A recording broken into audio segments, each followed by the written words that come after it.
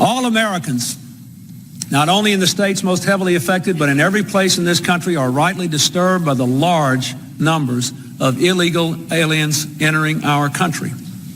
The jobs they hold might otherwise be held by citizens or legal immigrants. The public service they use impose burdens on our taxpayers. We are a nation of immigrants, but we are also a nation of laws. It is wrong and ultimately self-defeating for a nation of immigrants to permit the kind of abuse of our immigration laws we have seen in recent years, and we must do more to stop it.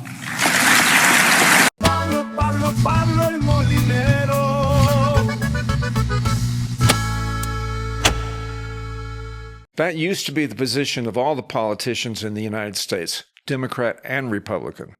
However, as a matter of fact, under the administration of Bill Clinton, the number of illegal immigrants doubled from a little under 4 million people in 1992 to around 8 million by the year 2000. That number continued to rise under the administration of George W. Bush until reaching a peak of more than 12 million in 2007, before settling at an average of between 10 and 11 million since then. You may have heard very different numbers from different sources, but for the purposes of this presentation, I am using figures from the Pew Institute, a Washington, D.C. think tank. This is because I intend to focus on what has happened in the past 9 years from the first administration of Donald Trump, and I don't intend to quibble about which numbers are the right ones. As I mentioned at the end of Part 1, the election victory of Trump in 2016 came as a big surprise to almost everyone in political and media circles.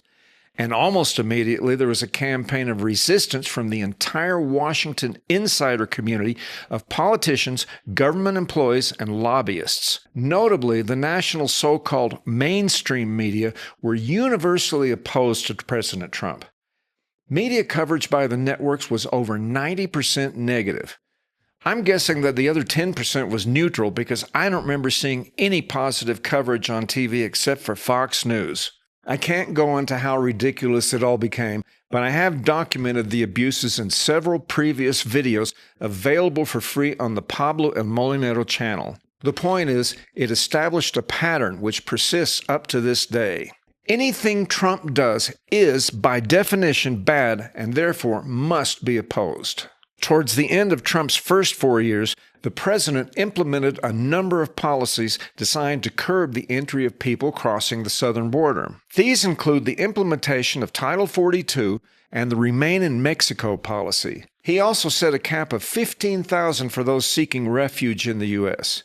Then, in 2020, after a contentious election, Joe Biden was elected President of the United States. Again, I refer you to the many videos I have already posted about that election. The order of the day in the nascent Biden administration seemed to be undo everything Donald Trump had done. By the end of his first 100 days, Biden had reversed more than 60 of Trump's policy decisions. Within 2 weeks of taking office, Biden ended all funding for construction of the border wall, suspended the Remain in Mexico policy, and lifted restrictions of the policy known as catch and release. In his first year as president, border encounters increased to 1.75 million, triple what they were the previous year. That number set a record for border encounters that dated back to fiscal year 2000. All in all, during the Biden administration, the number of illegal entries into the country ballooned to an average of more than 2.5 million a year. In December of 2023 alone,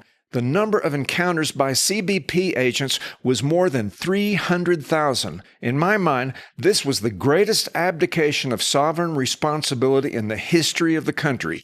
It was a dazzling display of governmental malpractice and stupidity. Every day, the Border Patrol was inundated with thousands of people from all over the world.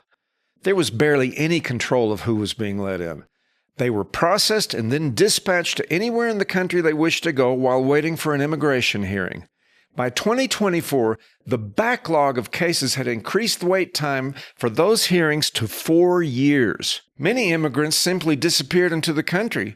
I'm guessing that the cartels had a better idea of where to find most of those people than our own government did, since they owed money to the smugglers. Our major cities were swamped with new foreigners, and they put an enormous burden on the local schools, on available housing, and on social assistance budgets. While those who entered the country illegally were not eligible for some aid programs, such as STEM benefits, assistance was still provided by NGOs, which were funded by federal, state, and local governments. As the Biden years progressed, citizens in some places, like Chicago, complained about resources being diverted to the immigrant problem to the detriment of the local communities. And then there is the problem of the crime associated with the influx of gang members from some countries.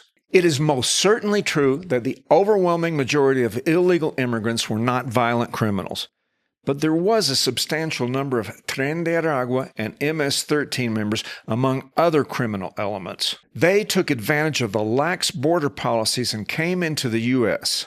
Violent criminals have an outsized impact on the communities they occupy. A relatively small number of gang members can terrorize large neighborhoods. I still remember seeing the stories of Tren de Aragua members wreaking havoc in several apartment buildings in Aurora, Colorado. No matter what anyone thinks or how they want to compare the level of homegrown crime to that of imported gangsters, the extra burden on those affected communities wasn't something that we needed. And another aspect, which I almost never hear anyone talk about, is the effect the Biden policies had on crime in other countries. Numbers are difficult to come by, but as best as I can determine, the Mexican cartels were making between $6 and $10 billion a year from human trafficking. Anyone want to apologize to Mexico for that? And there had to be some level of coordination between the Border Patrol and the cartels.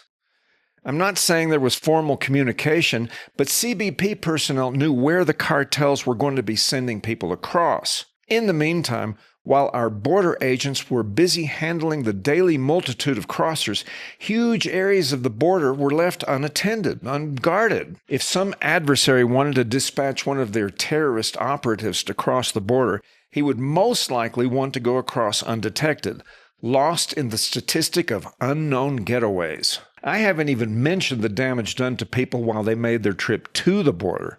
More than 500,000 unaccompanied minors crossed the southern border during the Biden years. There were several videos of children just being dropped over the border fence. 2 girls from Ecuador, 1 3 and 1 5, were literally dropped over a 14-foot section of fence and left alone in the middle of the night before they were finally rescued by Border Patrol. How did those children even make the trip? The chaos didn't end there. Did you ever hear about the trees? You can look it up, but apparently there were trees that were filled with underwear from the cartel members' assault victims. It is alleged that the purpose of hanging their trophies was to intimidate other migrants to remain submissive and silent. I think the traffickers were just evil sons of bitches. When I think about everything that happened in those 4 years, it just infuriates me. And I can't shake the idea that it came about because Biden and his supporters just had to undo anything Trump did, even things that actually worked. The pain and chaos that the new policies caused is unforgivable, and it all seemed to stem from the hatred of Donald Trump.